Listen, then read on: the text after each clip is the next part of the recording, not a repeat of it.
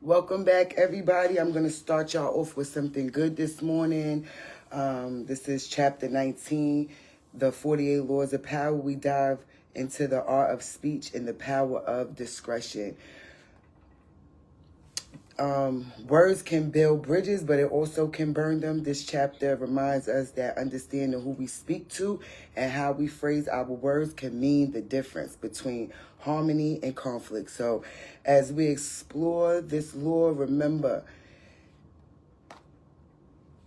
it's not what you say, it's how you say it. So let's dive right into it.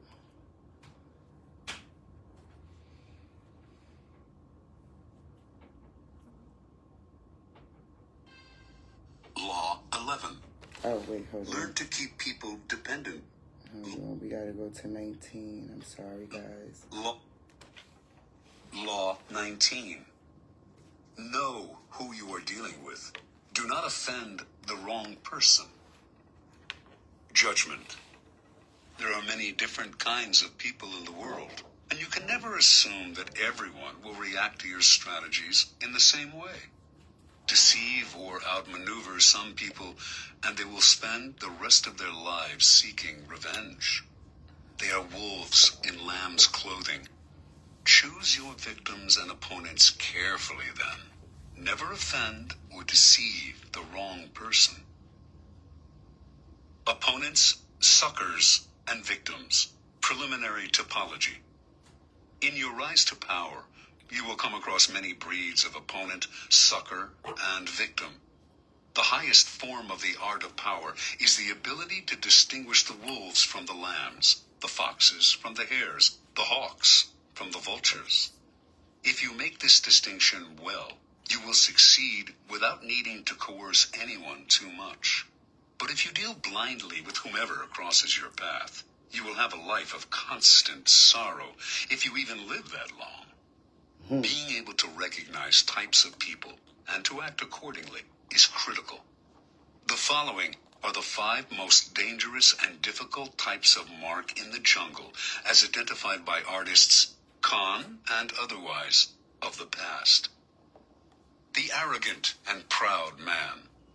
Although he may initially disguise it, this man's touchy pride makes him very dangerous. Any perceived slight will lead to a vengeance of overwhelming violence. You may say to yourself, but I only said such and such at a party where everyone was drunk. It does not matter. There is no sanity behind his overreaction, so do not waste time trying to figure him out. If, at any point in your dealings with a person, you sense an oversensitive and overactive pride, flee. Whatever you are hoping for from him isn't worth it. The hopelessly insecure man.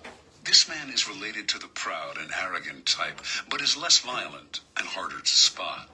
His ego is fragile, his sense of self insecure, and if he feels himself deceived or attacked, the hurt will simmer. He will attack you in bites that will take forever to get big enough for you to notice. If you find you have deceived or harmed such a man, disappear for a long time. Do not stay around him, or he will nibble you to death. Mr. Suspicion. Another variant on the breeds above. This is a future Joe Stalin.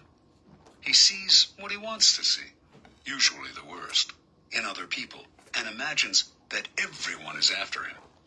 Mr. Suspicion is, in fact, the least dangerous of the 3. Genuinely unbalanced, he is easy to deceive, just as Stalin himself was constantly deceived. Play on his suspicious nature to get him to turn against other people. But if you do become the target of his suspicions, watch out. The serpent with a long memory. If hurt or deceived, this man will show no anger on the surface. He will calculate and wait. Then, when he is in a position to turn the tables, he will exact a revenge marked by a cold-blooded shrewdness. Recognize this man by his calculation and cunning in the different areas of his life. He is usually cold and unaffectionate. Be doubly careful of this snake, and if you have somehow injured him, either crush him completely or get him out of your sight. The plain, unassuming, and often unintelligent man. Ah, your ears prick up when you find such a tempting victim. But this man is a lot harder to deceive than you imagine. Falling for a ruse often takes intelligence and imagination, a sense of the possible rewards. The blunt man will not take the bait because he does not recognize it. He is that unaware. The danger with this man is not that he will harm you or seek revenge, but merely that he will waste your time, energy, resources, and even your sanity in trying to deceive him. Have a test ready for a mark, a joke, a story. If his reaction is utterly literal, this is the type you are dealing with. Continue at your own risk. Right. Transgression of the law. In the early part of the 13th century, Muhammad, the Shah of Khwarezm, managed after many wars to forge a huge empire, extending west to present-day Turkey and south to Afghanistan. The empire's center was the great Asian capital of Samarkand. The Shah had a powerful, well-trained army and could mobilize 200,000 warriors within days. In 1219, Muhammad received an embassy from a new tribal leader to the east, Genghis Khan. The embassy included all sorts of gifts to the great Muhammad, representing the finest goods from Khan's small but growing Mongol empire. Genghis Khan wanted to reopen the Silk Route to Europe and offered to share it with Muhammad, while promising peace between the two empires. Muhammad did not know this upstart from the east, who, it seemed to him, was extremely arrogant to try to talk as an equal to one so clearly his superior. He ignored Khan's offer. Khan tried again. This time, he sent a caravan of 100 camels filled with the rarest articles he had plundered from China. Before the caravan reached Muhammad, however, Inalchik, the governor of a region bordering on Samarkand, seized it for himself and executed its leaders. Genghis Khan was sure that this was a mistake, that Inalchik had acted without Muhammad's approval. He sent yet another mission to Muhammad, reiterating his offer and asking that the governor be punished. This time, Muhammad himself had one of the ambassadors beheaded and sent the other two back with shaved heads, a horrifying insult in the Mongol code of honor. Khan sent a message to the Shah. You have chosen war. What will happen, and what is to be, we know not. Only God knows.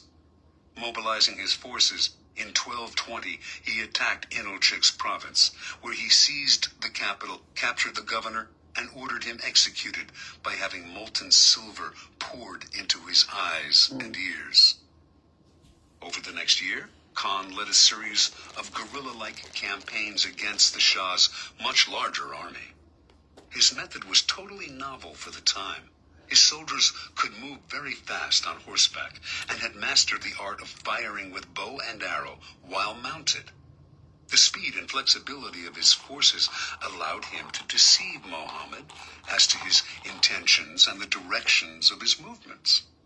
Eventually, he managed first to surround Samarkand, then to seize it. Muhammad fled, and a year later died, his vast empire broken and destroyed. Genghis Khan was sole master of Samarkand, the Silk Route, and most of northern Asia. Interpretation. Never assume that the person you are dealing with is weaker or less important than you are. Some men are slow to take offense, which may make you misjudge the thickness of their skin and fail to worry about insulting them. But should you offend their honor and their pride, they will overwhelm you with a violence that seems sudden and extreme given their slowness to anger. If you want to turn people down, it is best to do so politely and respectfully, even if you feel their request is impudent or their offer ridiculous. Never reject them with an insult until you know them better. You may be dealing with a Genghis Khan. Keys to power. The ability to measure people and to know who you are dealing with is the most important skill of all in gathering and conserving power. Without it, you are blind. Not only will you offend the wrong people, you will choose the wrong people to work on, and will think you are flattering people when you are actually insulting them. Before embarking on any move, take the measure of your mark or potential opponent. Otherwise, you will waste time and make mistakes. Study people's weaknesses, the chinks in their armor, their areas of both pride and insecurity. Know their ins and outs before you even decide whether or not to deal with them. 2 final words of caution. First, in judging and measuring your opponent, never rely on your instincts. You will make the greatest mistakes of all if you rely on such inexact indicators. Nothing can substitute for gathering concrete knowledge. Study and spy on your opponent for however long it takes. This will pay off in the long run.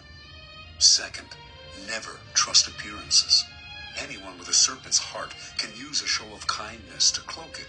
A person who is blustery on the outside is often really a coward. Learn to see through appearances and their contradictions. Never trust the version that people give of themselves. Never. It is utterly unreliable. Okay, so if you like this chapter and if you have a story that's relatable or whatever, even if you have a recommendation on another book, let me know and I'll listen to it and I'll pick out the chapters I feel is relatable and was good.